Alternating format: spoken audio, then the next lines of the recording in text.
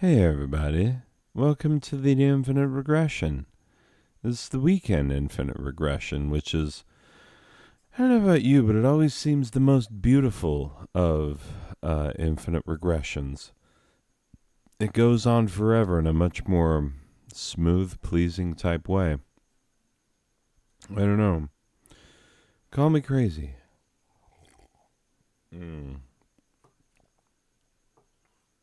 Hey, how much better would Moby Dick have been if instead of Call Me Ishmael, it was Call Me Crazy? And then the rest of the book is a guy in that kind of a tone, like, hey, call me crazy, but the whale was giant. Hey, call me crazy, but I'm going to go off for like 200 pages on the history of whaling in New England. Like, yeah, that's a hilarious literary pun. Anyway, we're not here for hilarious literary puns. Was that a pun? That's my folder. Anyway, professionalism. We are professionals here. We only bring the good professional business with us. Oh, that is full screen. All right, whatever. I guess I could. Duh. Oh my God. Chaz. Hey, Chaz. No, Kaysen, you stay out of this. You're gonna sit around all week, just making out with Clarissa, and you think that I'm not gonna, notice, for one, and for two, let you stop me from coming down hard on Chaz here. This is his job. His job is to make sure that crap like this does not happen. That when I open the slideshow, that the downloads of the images from the slideshow are not showing on the bottom of the screen. It's just a little X that someone has to click, not me. I mean, I'm talent, It's like they say, what does talent know about anything? Nothing. That's right. I don't know anything. So, yeah, it's not my job. It is not my job to make sure that that little X is clicked. That's on you, Chaz. Braxton, I'm telling you, looking forward to this week. I read ahead again, solid stuff. You're really, I'm really proud of what you've done. Oh, come on. He's blushing, everybody. No, but seriously, Braxton, like, you're doing well for yourself. I'm glad I have you around. No, come on, guys. I don't mean to be the mean boss all the time. I can be sweet. Anyway, so Chaz, I was having a moment. God dang it, Chaz. Sorry, Braxton. This just kind of ruins what we had going there, the little moment we were having. Freaking Chaz over here. Okay, like, seriously, I'm trying to do a professional show. A show that people watch with their eyeballs on the internet. That open their earballs and they scratch their crotch balls and juggle their lacrosse balls because they actually make surprisingly good juggling balls. And most professional jugglers actually do, in fact, juggle lacrosse balls. Anyway, regardless, what was I talking about? 4.5 minutes in, I've just descended into stupidity. I've already yelled at white people. I've already lost track of who I was yelling at. Chaz. God dang it, Chaz. It's your job to help me remember that you're the one that I'm yelling at. Anyway, this is Weekend Type Fun, Volume 7. Welcome. This week's episode, a hastily cobbled together mishmash of bad puns. Yeah, that's not incorrect. There are puns involved. They are not great. It's they are bad. They're real groany. So prepare yourself. Buckle up. Buckle the frick up. Here we go. My transgendered girlfriend and I just broke up. It was a difference of life goals, I guess. I kept saying I wanted kids, but my girlfriend was always saying the opposite. I want to put my baby in you, I would shout, not caring if the neighbors heard us or not. But my girlfriend would always respond the same way. I don't have womb for a baby. Get it? I don't have womb for a baby. Okay, good. I'm glad you got it. Thank you. Thank you. Before you start judging me, remember that in that joke, I was dating the trans woman in the joke. So if you're like, you can't judge about transgender people at all, my response to that is that, like, I wasn't joking about transgendered people. I was in the joke willing to date one of their number, and I was very happy with it. I wanted to build a life with that hypothetical trans woman. If anything, I'm the one should be upset with you, because you just automatically assume that I'm not the type of guy who would be willing to make a hypothetical relationship with an imaginary trans woman work. I mean, you assume I wouldn't work on a relationship like that? Whew, how little you must think of me. Wow. You know what? Have fun up there on the high horse, friend. I don't even know what to say to that. Anyway. Oh, and by the way, when I imagined that imaginary trans woman, I also imagined that she was black. So, you know what? I'm turning this back on you. You might be racist. I'm not saying you are. I can't tell you what's in your heart. I'm just saying you might want to take a couple BuzzFeed quizzes. That's all I'm saying. Jeez, this guy. Anyway, here we go. Number 2. This the second of the puns. I was at GNC last week with my lover. I was at GNC last week. There should be a comma. That's a demarcation of time. Jeez, hold up. Wait. Okay. Actually, I gotta put a period because that also works. Okay. What? Kitty? I don't need a kitty right now. I'm trying to tell jokes and I'm doing a bad job. I'm doing a bad job. Remember that video when I cried because I thought I was making a bad video? That was a joke. I was joking. I think this time I'm actually succeeding in making a bad video, even though I tried. I was like really happy with what Braxton over here had written. Like, he made some really funny things. Like, not that part. Obviously, I don't have womb for a baby. I'm dating a trans woman, and she doesn't have womb for a baby. Like, that's pretty funny, Braxton. You son of a gun. Chaz, you keep Braxton on the payroll. If I find out this man over here isn't getting a big fat Christmas bonus this year, I'm a come down here and you and me are gonna have a little talking to. Is all I'm saying.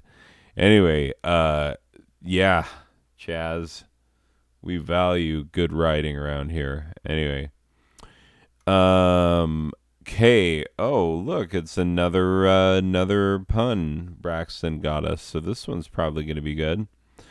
Okay. I was at GNC last week. My lover and I were trying to buy some good protein supplements for our super ripped weightlifter bodies. Boy, I tell you, I don't like the way that salesman just kept interjecting.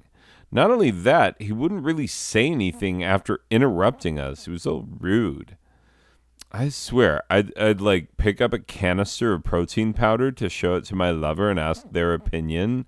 And this salesman just kept shouting at us. He kept shouting, by the way, this freaking guy, like, by the way, like he'd say by the way, and then he wouldn't say anything else. It's ridiculous. By the way, if you noticed in that last joke, I used the non-gender specific term lover as well as the neutral pronoun they, and your biased brain was probably imagining some white woman when I said lover. Nope. That joke was written about my hypothetical romantic / sexual, very important aspect, relationship with a dark-skinned Haitian man with whom I would spend hours upon hypothetical hours oiling and rubbing his sleek, bald head. You might be a bigot. Go get checked out. I mean, seriously, like, you think you know what I would do with a hypothetical, like, ripped, beautiful Haitian man? Like, he's hypothetical. I could, like, hypothetically split him in half with my love. Like, as long as he's hypothetical, like, he could hypothetically die from the joy my physical and emotional love would bring him. So, like, we're keeping it hypothetical, all right? And don't you get all judgy in the literal for what I do in the hypothetical, okay? Just keep those things in mind. All right. A man and his pun number 3. Wait, I screwed up. I'm not supposed to read the pun part of the title. This man and his pun. That's not even a good one. It's supposed to be a man and his gun. Oh, boy, these are going downhill. You know what? That's a good way to introduce some comedy. Hey, this next joke is going to be a real piece of crap. Hope you like crap. Just like Jesus. That is a callback to a Mitch Hedberg joke. Not a Mitch Hedberg joke. A Norm Macdonald joke. So, watch Norm Macdonald jokes. I'll give you a hint. It's from his time on Saturday Night Live. That narrows it down.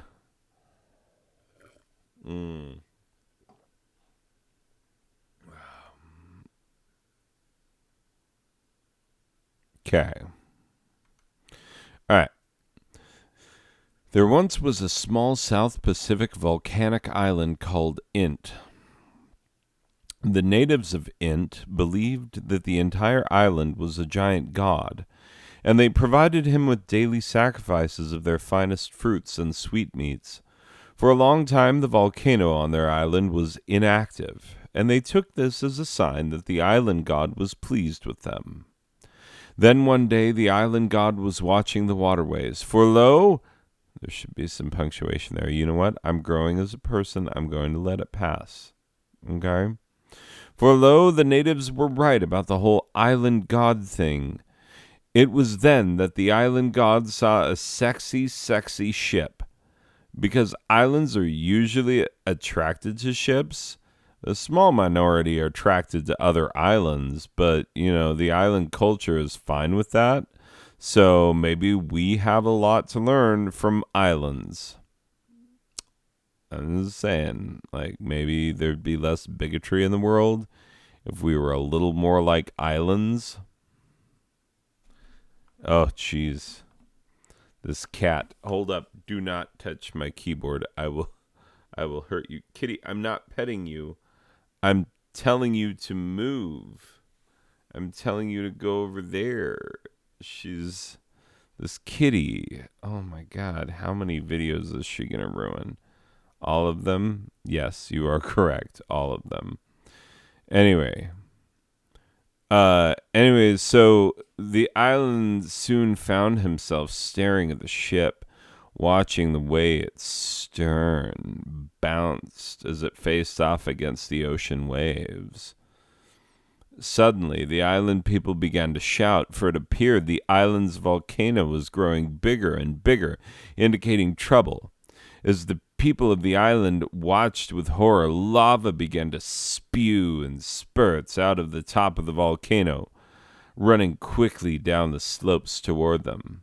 As the people of Int clutched each other, father to daughter, mother to son, families together, with lava oozing toward them and nothing but the vast depths of the ocean behind them, they knew that they would all soon die. As their inevitable fate approached, they heard the voice of the island god shout, "Sorry to Int! Erupt!" Yeah, that's that's just a joke about an island. I don't know what you thought it was about. Just a volcano erupted, no reason. Happens. Volcanoes erupt sometimes, what they do. Anyway, Int, the island from that previous joke, is part of the Fijian archipelago. Another freaking kitty. I swear to God, get out of here. Move your butt. Oh my God. These freaking kitties. Move your butt. Anyway. Yeah. Int was part of the Fijian archipelago, and I actually had a friend from Int.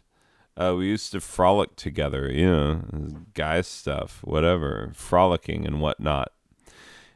And it's funny how the word licking appears in the word frolic when you conjugate it into the present continuous tense. I say funny when I should say ironic, for lo, it was not too long that Gyug, for yes, Gyug is a very popular and proper Fijian name, as common as John is in America. Gyug and I found ourselves clutched in a passionate embrace, each furiously licking the other's tongue like a stamp on a letter that you really want to get there, like a rent check or something. As our tongues wrestled each other like ancient Greeks, a people who understood non-romantic male sexual play if ever a people did, I paused to tell Glug how very much I would like to visit his island home.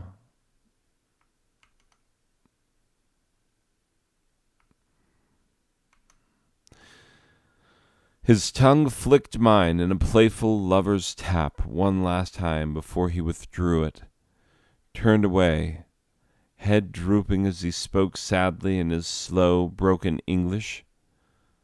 "Sorry, but Int erupt." Okay. So I think my vet has a weird thing for my dog. This is ridiculous, but yeah,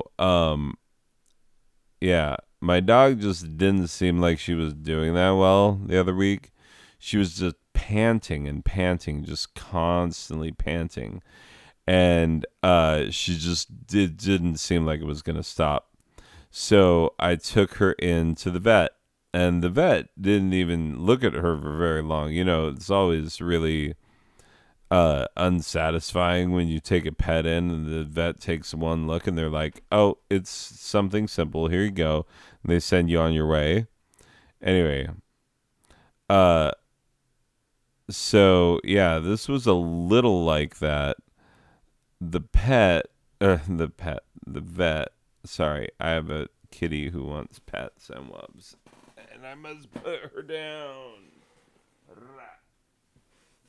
She's always in the way of these videos. Anyway, but yeah, the dog is just panting and panting way too much, and so the vet didn't even look at my dog for very long before determining that she was, in fact, panting way too much. But, then I lost a lot of respect for that vet, because, you know what? He said something so vile, so foul, so perverted, so disgusting, so nasty that my jaw dropped when I heard him say it. He said, "Here, let me show you how to get your dog's pants down."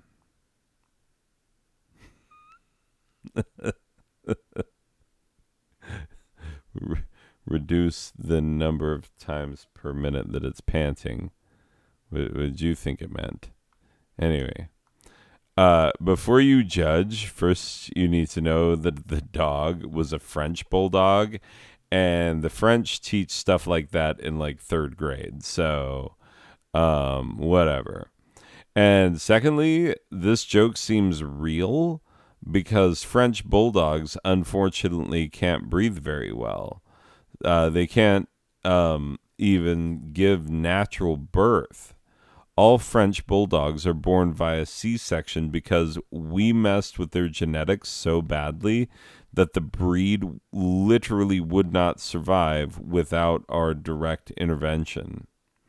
So, yeah, a French bulldog panting too much, it's a believable premise, is what I'm saying. I hope you didn't laugh at the idea of a dog suffering and then dying. Like, why would you laugh at that, you monster? Anyway. Hey, fun fact. The voice judging you for judging a French bulldog joke belongs to a person who has, in real life, and I'm not joking, actually eaten dog meat. And I'm going to skip back because that picture is disturbing. Okay. Yeah, I actually have eaten dog meat, but before you judge me, you need to know a couple of facts. First of all, I was in Cambodia, which is a third world country, and places where there's real poverty and real hunger. You tend to find things like that, like dog meat. Anyway, I'm not condoning it. I'm just saying that the economic systems of this world tend to drive the likelihood that you'll see something like that. And so anyway, yeah.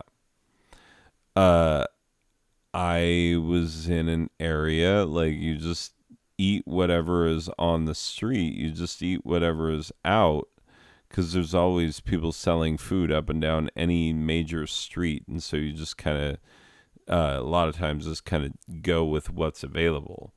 Anyway, so there was this one place where I got food a couple of times where it was these little sausages, like little mini sausages, basically. Um, and I had them one time, and then someone jokingly pointed out to me, laughingly pointed out to me, what it was that I had been eating, and I didn't eat them again after that. So, like, have I had dog sausage? Yes, I have. 100%. That is true. I can't make that not true because it happened. Did I intentionally seek it out? No. Did I not eat it again once I knew what it was? Yes. And just so you know, it was a lot like beef, but kind of stringy, if that makes sense. Beefy but stringy. Anyway, but yeah, I've eaten dog, not very much. Like, percentage of dog that went to me was actually very small, even if it was a small dog. Anyway, moving on. Oh, the comedy pit. Yep, yep. You go telling people that you ate a dog once, like, people gonna be pissed. People are going to be upset. People are going to have questions that you're not going to want to answer. Is a problem. It's a serious, serious problem. Anyway, I has the solution. The world's least offensive pun. Oh, yeah, this one is like, sorry, it's just real ridiculous because it's intentionally created to be not offensive. So, like, sometimes they come out way worse when they're that way. Anyway, regardless. When I was growing up, my mom was trying to open a restaurant. It had always been her dream to bring authentic New England seafood to Arizona. She worked so hard and she was 2 dishes away from having a menu that would be sure to blow the mind of every customer and critic who came in. She just needed 2 soups. She wanted to add a clam chowder and a 3-bean soup to the menu, and she knew she couldn't open the restaurant and live her dream until she had perfected those soups. She imagined the chowder a thick, creamy, masculine white broth, swimming with delicate, floury, feminine clams.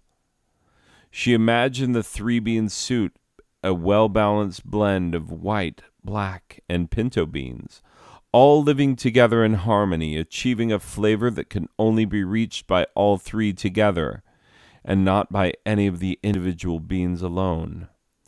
But no matter how well she imagined these soups, they always tasted like a god-dang bucket of sheep shit.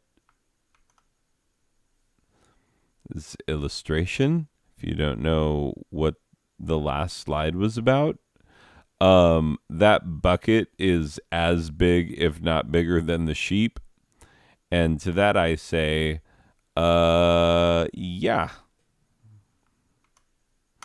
Anyway, then one day a tall, blonde, blue-eyed, thickly muscular man showed up, and having heard of my mother's soup problems, said in his thick southern drawl, "Ma'am, I believe I can remedy your problems."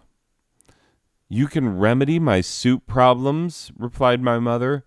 "Remedy them I shall," said the tall stranger. He took my mother's hands like Patrick Swayze in that ghost movie. You know, the one about the ghost, where he was a ghost? Anyway, you know that movie, but like, what's it called? I can't remember.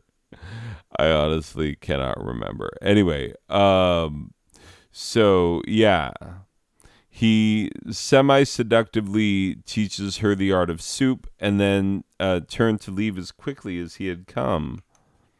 My mother ran after him and cried, "Wait, tall stranger, wait!" The man turned and smiled at my mother. She threw her arms around him and said, "We only remedied the chowder.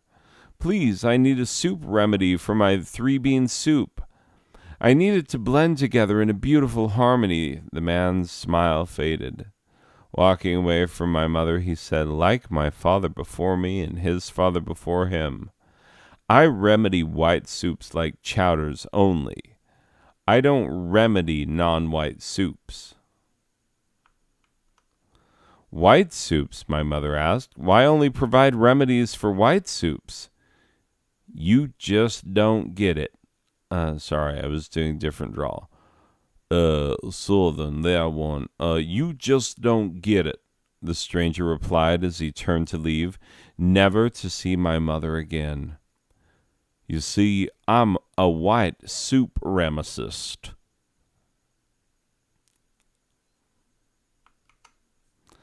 The comedian in me hopes that I use the word remedy so often that in the setup of that joke that you would accept the word remicist as a noun, meaning one who provides remedies, even though, like, you know, how good was this guy on the remedies? Not that good.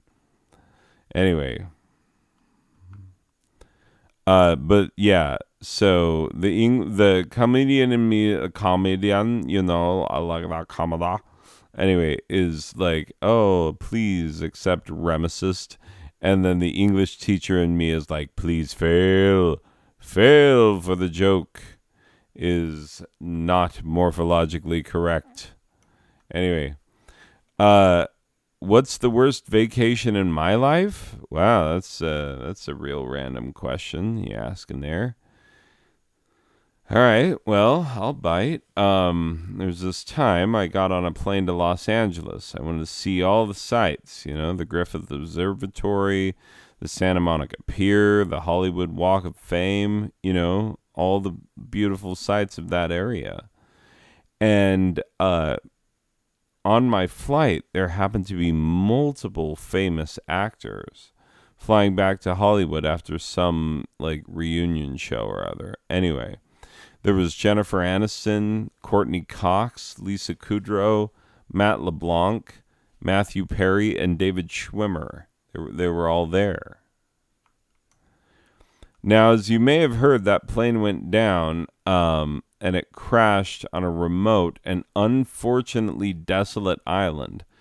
There was a spring with fresh water, but there was no food on the island whatsoever. And because no plants or animals lived there at all, this island was just sand and rock in the middle of nowhere.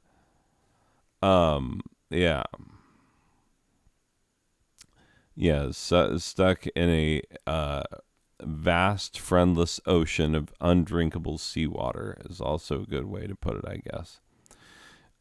As you may know, the actors and I mentioned did not ever make it back to their beloved Tinseltown, their beloved La La Land, their beloved Hasselhoff Station. Wait, so I'm the only one who calls it Hasselhoff Station? Okay, that's weird. Strange. All right. Thought they called it that, but whatever.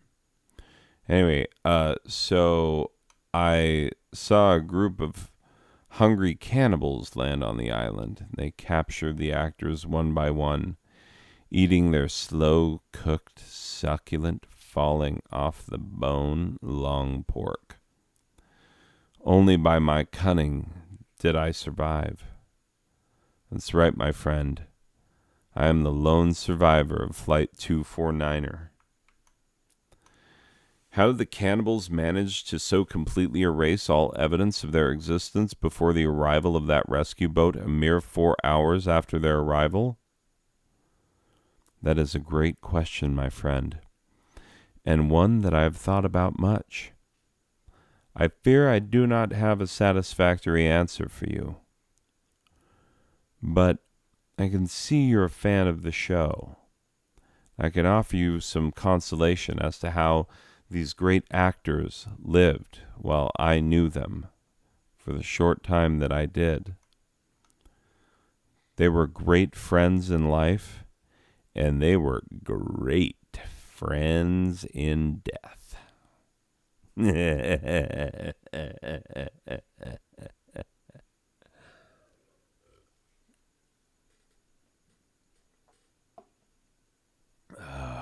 True. Okay, two things. So you got that I was the cannibal in that joke, right? I was worried, my main worry is that you would hear that joke and not think that I was the cannibal. Because if you don't understand that I'm the cannibal, then the whole thing about it doesn't work, okay? Here's the second thing. That looks like thing one, but as you can see, it's a slightly different thing.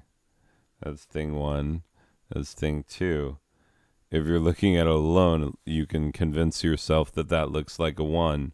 But when you compare them, thing one, thing two, you can see it is, in fact, thing two. Anyway, regardless, I do not like the show Friends, and I'm not kidding about that. This is not a joke. This is not a bit. I legitimately do not like that show. and I think it's wildly overrated. And I think that it's ripped off too much of its comedy. So you know the one where Joey gets his head stuck in the turkey? Okay, that is 100% shot for shot exactly ripped off from Mr. Bean. I'm serious. You go look it up. Is true.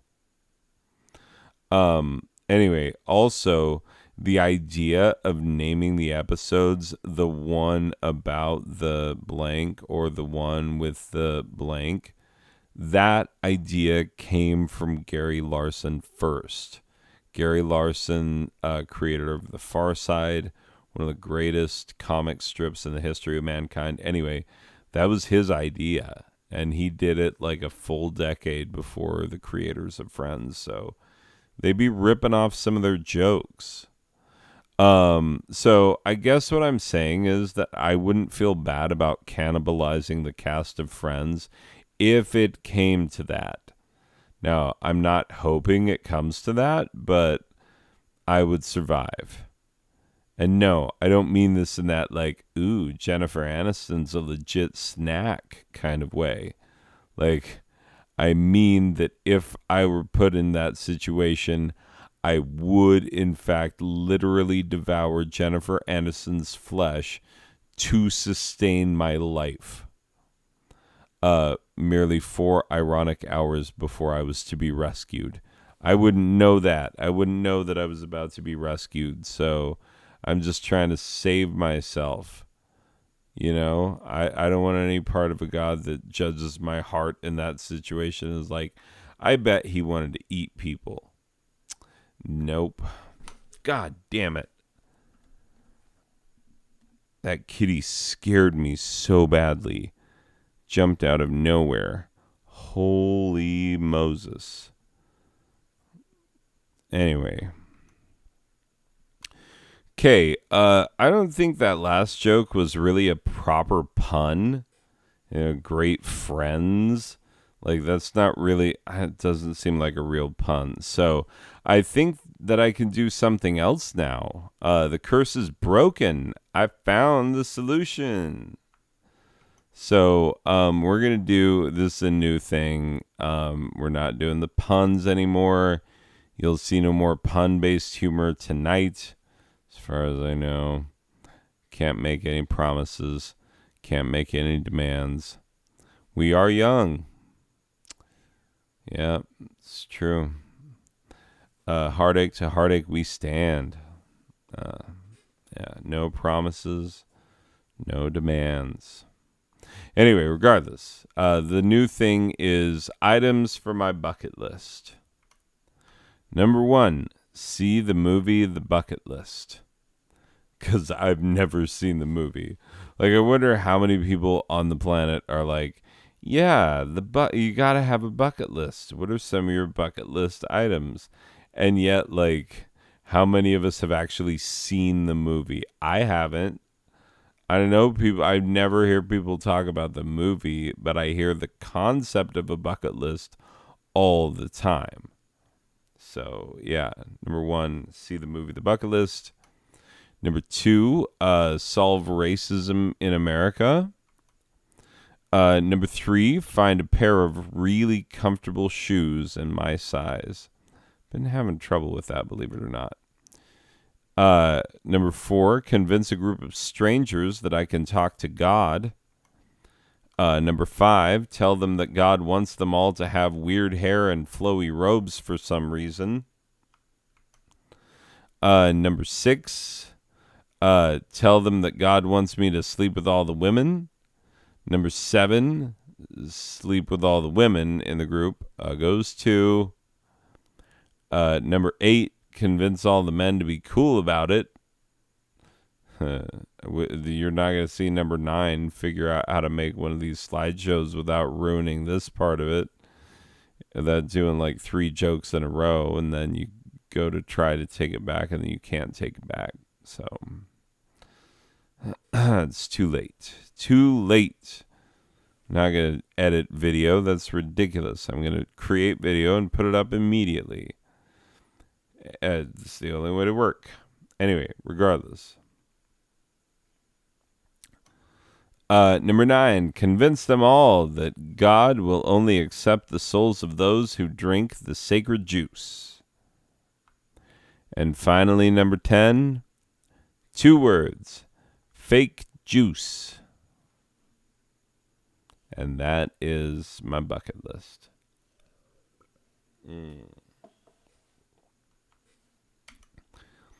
Before you all jump on the hater elevator, I said I would sleep with the Uggos. This is me assuming that you're upset about the Uggos part, like Uggos 2. Okay. I hear what you say, but here's my response. I said I would sleep with them, which is more than you've ever done for them. And really, what have you done? Pretended that they weren't Uggos while silently, inwardly judging them for being Uggos? And meanwhile, the Uggos and I all made beautiful, sensual love together in one big, flappy, slappy pile. You're just jealous, that's what I think. This week's show has been brought to you by heteronormativity.